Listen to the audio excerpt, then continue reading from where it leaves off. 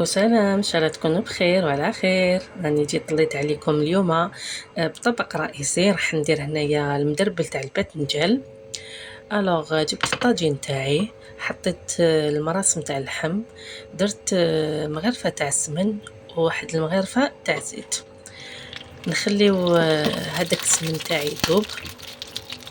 ومن بعد هنايا كنت رحيت حبيبه تاع طوماطيش وهكا شويه برك تاع بصل، يعني واحد 4 حبات تاع بصل. كما يعني نعرفوا كاين اللي ما يديروش البصل في الطاجين تاع المدربل، يديروا غير بالثوم. هنا راني حطيت واحد عفوا واحد 4 فصوص تاع ثوم يكونوا كبار، ومغرفه كبيره تاع طوماطيش. ضفت تاني الحميصه معاهم. كما قلت لكم يعني طواجن كاين يديروا غير بالثوم الدرسه وخلاص. عندي لي زيبيس هنايا فلفل كحل، فلفل عكري، شويه تاع كمون ومغرفه تاع كرويه. نخليو كلشي يتقلى باش نمرقوه. يعني الطبخ اشاك فوا نقولوا كل واحد كيفاه يطيب وكل واحد كيفاه يدير لغاسات تاعو، بلا ما ننساو الملح بيان سور. هنا بعد ما الطاجين تاعي تقلى ملح جيت مرقته بما سخون وخليته ويطيب بغردو كما يقولوا.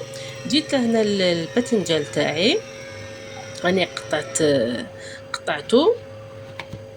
انا قطعته هكا دويرات، تحبوا تقطعوه طويل يعني كل واحد كيفاه يدير.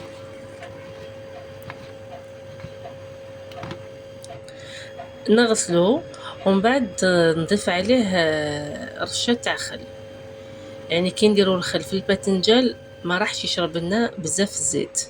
جبت هنايا بابي ابسوربون، فرشت كامل الباذنجان تاعي حتى ينشف مليح.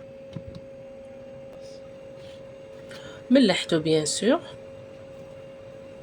انا الباذنجان تاعي نرمدو في الفرينه باش نقليه، يعني تحبوا تقليوه ديريكت قليوه ديريكت، مي كي ديروا هكا بالفرينه راح يعطيكم ذوق بزاف بنين.